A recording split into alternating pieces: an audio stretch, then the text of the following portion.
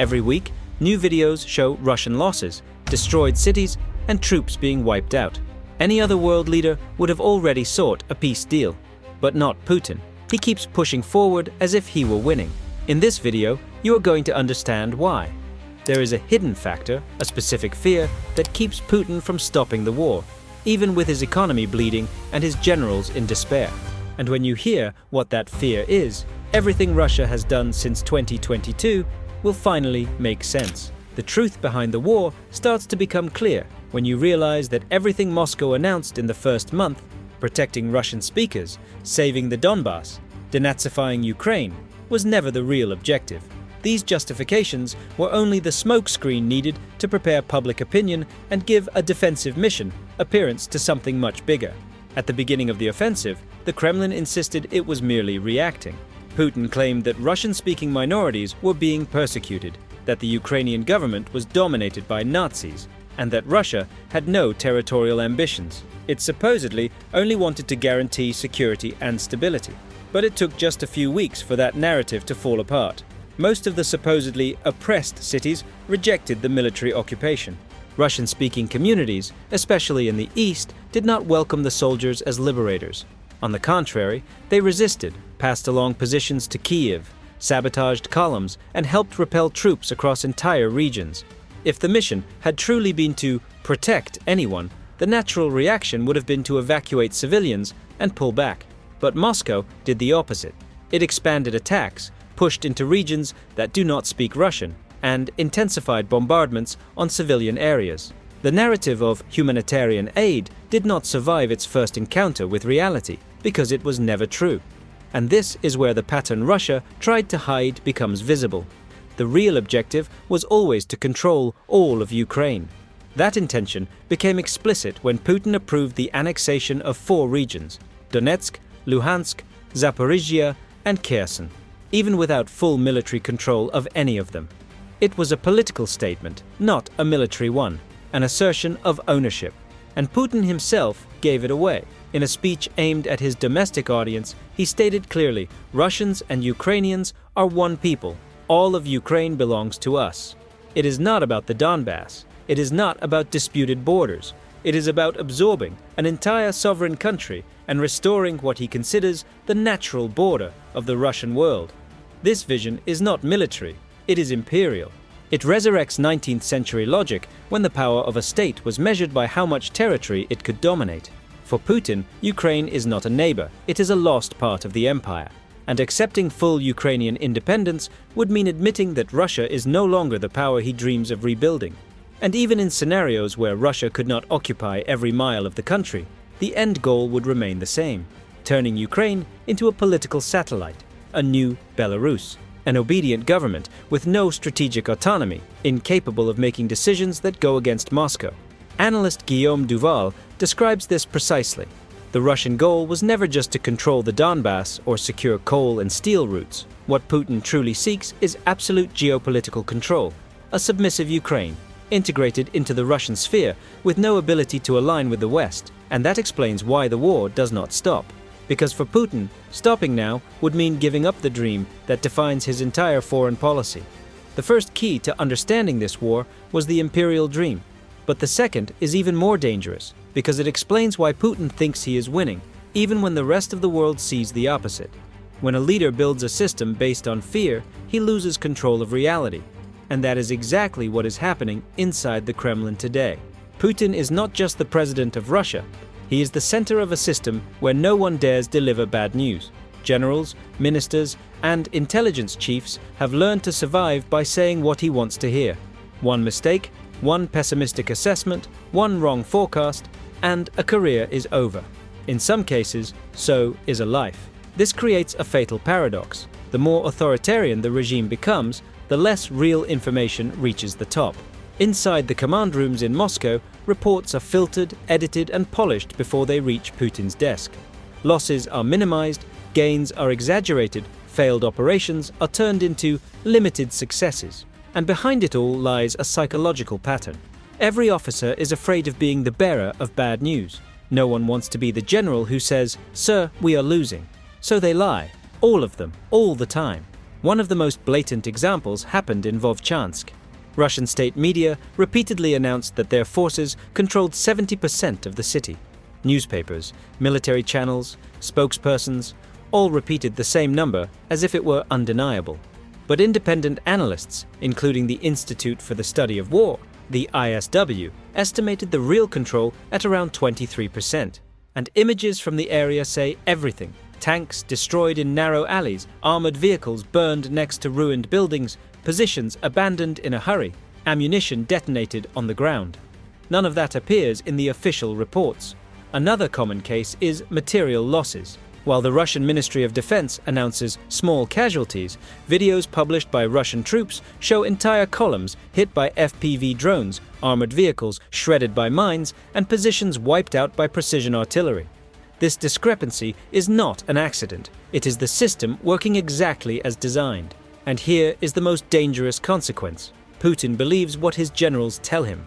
If every report shows progress, if every city appears almost encircled, if every loss is minimal, and if every operation is presented as a success, then in his mind, victory is literally within reach. He believes that just a few more weeks of pressure, a few more mobilizations, a few more attacks, and Ukraine will collapse.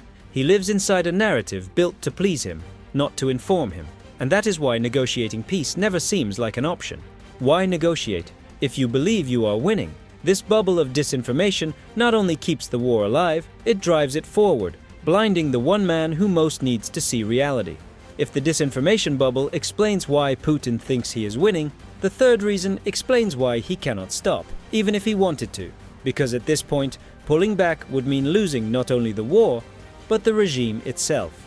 Over the past 2 years, Russia has done something no European country had done since the Second World War. It transformed the entire structure of the state into a war economy. Today, around 40% of the entire federal budget goes directly to defense, security, and military operations.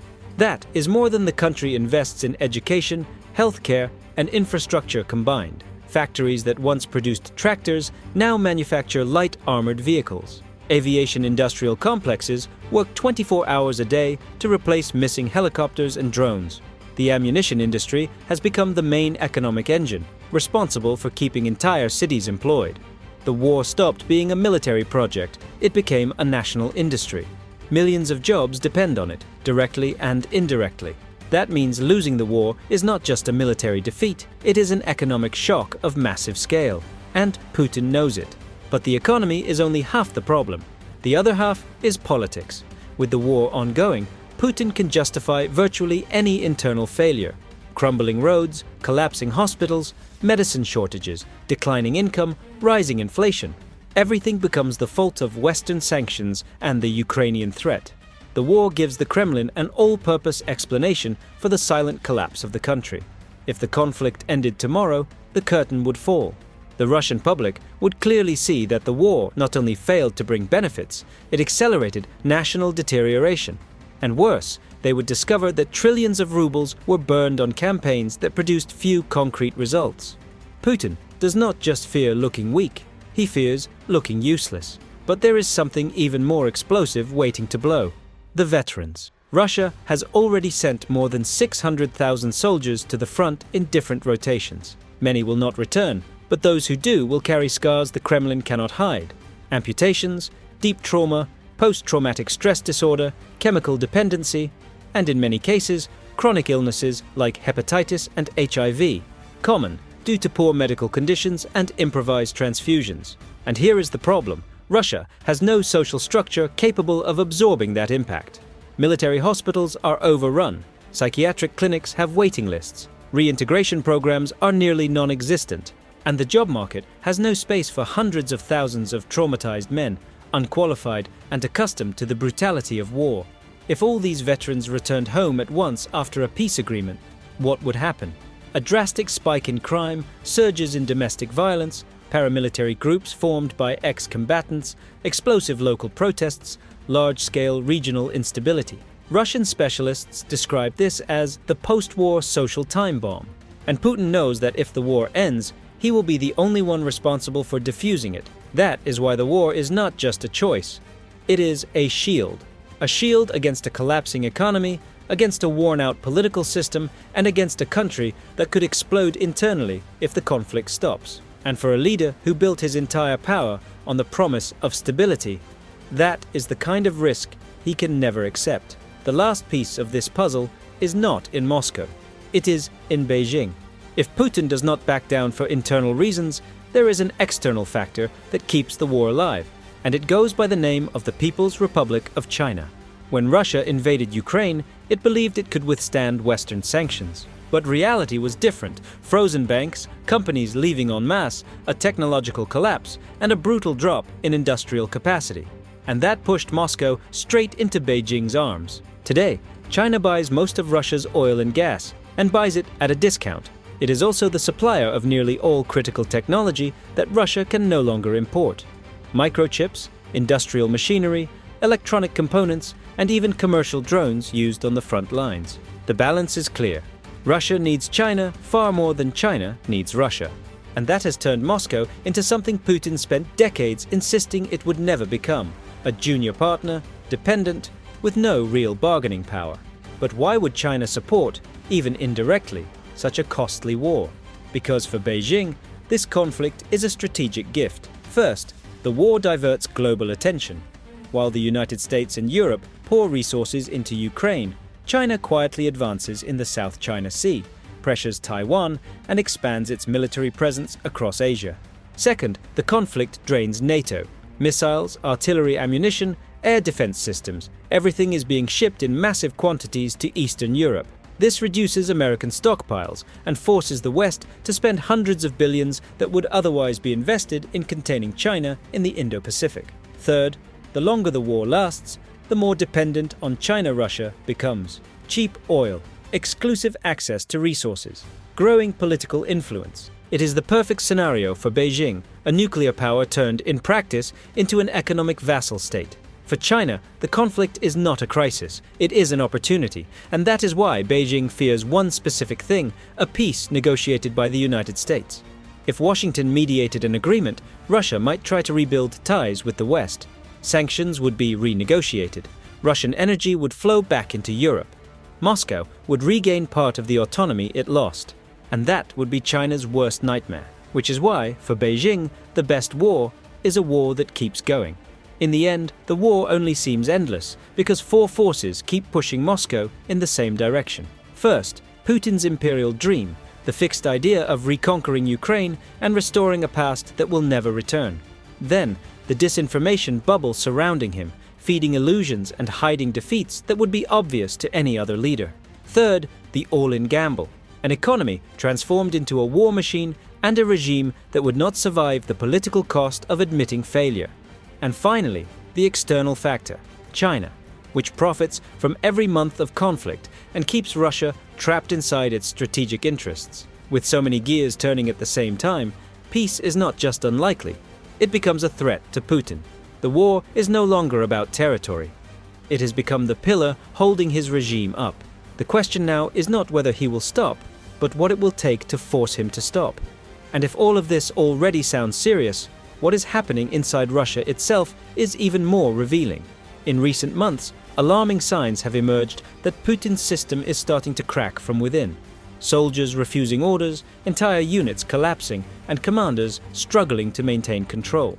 If you want to understand how these internal fractures could speed up the end of the war, click on the video that is appearing on your screen right now, and do not forget to subscribe to The Military Ground. See you there.